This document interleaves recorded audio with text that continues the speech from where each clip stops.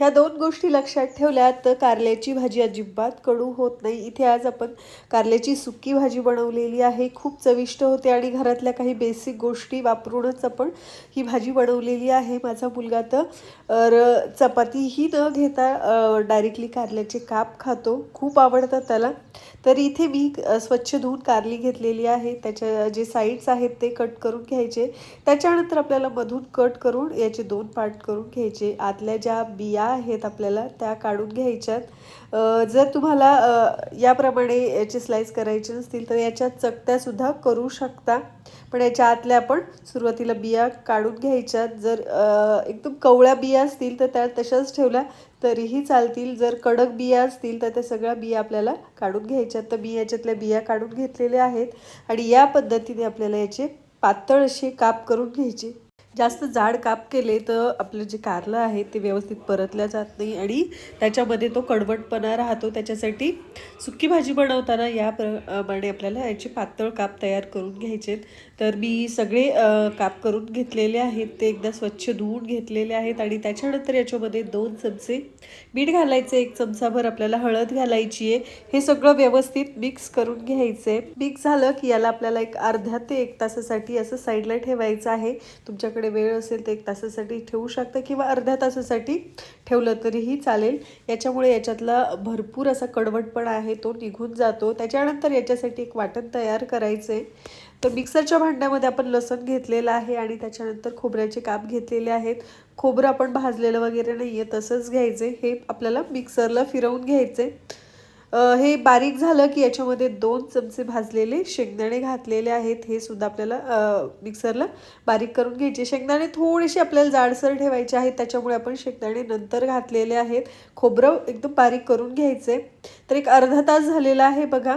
आपले जे कारले आहे त्याला छान पाणी सुटलेलं आहे. तर याप्रमाणे आपल्याला पिळून याच्यातलं सगळं पाणी काढून टाकायचं आहे. जे खाली पाणी राहतं त्याच्यामध्ये कारल्याचा बराच असा कडवटपणा आहे तो निघून जातो आणि खाताना कारलं कडवट लागत नाही. तर सगळं मी पाणी काढून टाकलेलं आहे. एवढ्या कारल्यामध्ये एवढं सारं पाणी निघालेलं आहे बघा. तर ज्यांना कारल्याचा ज्यूस वगैरे आवडतो ते घेऊ शकतात, पण खूप जास्त कडू लागतं. तर त्याच्यानंतर कढईमध्ये आपल्याला तेल टाकायचं. 1 ते 2 चमचे याच्यामध्ये तेल घातलेलं आहे. तर सुकी कारल्याची भाजी करताना थोडंसं सुरुवातीला जास्त तेल टाकायचं आहे. तर तेल गरम झालं की याच्यामध्ये आपल्याला 1 चमचाभर जिरं घालायचं आहे आणि याच्यामध्येच आपल्याला कारल्याचे जे काप आहेत ते घालायचे आहेत.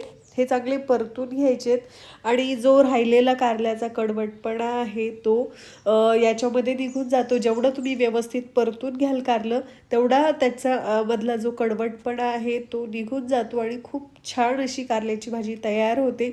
जर कारलं आपण व्यवस्थित इथे परतून नाही घेतलं तर ते खाताना कडवट लागतं. तर असं होऊ नये त्याच्यासाठी छान परतून घ्यायचं आहे आपल्याला. तर याच्यामधलं बराच ओलसरपणा आहे तो कमी झालेला आहे बघा.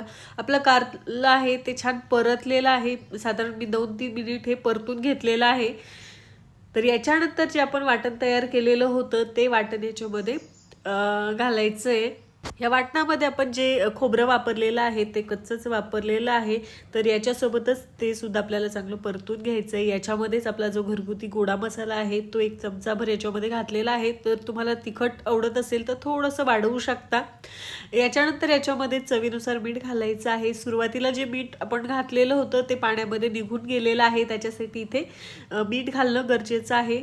हे सगळं व्यवस्थित आपल्याला परतून घ्यायचं आहे कारण आपलं खोबरं जे आहे ते चांगलं परतल्या गेलं पाहिजे.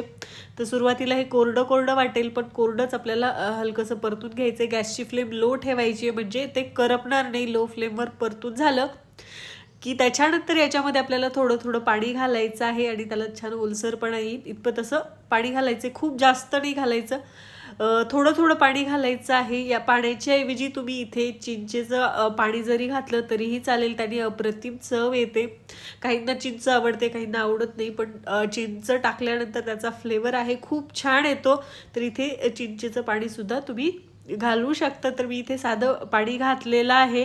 तर मी कधी चिंचेचं करते किंवा कधी या पद्धतीने बिना चिंचेची सुद्धा करते. याच्यानंतर याच्यामध्ये आपल्याला थोडासा गूळ घालायचा आहे.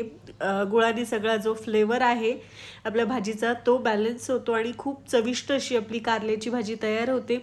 गूळ टाकून व्यवस्थित आपल्याला मिक्स करून घ्यायचे। इथे फक्त गूळ घालण्याऐवजी तुम्ही चिंचेची चटणी सुद्धा त्याच्याऐवजी घालू शकता। तर याच्यानंतर 2-3 मिनिट परतल्यानंतर मस्त अशी आपली कारल्याची भाजी तयार झालेली आहे। साधा बेसिक मसाल्यांमध्ये आपण ही भाजी बनवलेली आहे, तरी सुद्धा खूप चविष्ट अशी भाजी तयार होते। जर मुलांना आपण बनवून दिली तर त्यांना ओळखायला सुद्धा येणार नाही की ही कारल्याची भाजी आहे। सगळे खूप आवडीने खातील, खूप चविष्ट होते आणि बनवायलाही साधी सोपी आहे, झटपट तयार होते। टिफिनसाठी द्यायची असेल तर तुम्ही ही भाजी टिफिनसाठी सुद्धा देऊ शकता। तर तुम्ही माझ्या मुलाला तर पाहिलंच असेल, खूप आवडीने तो ही कारल्याची भाजी कोरडीच खातो।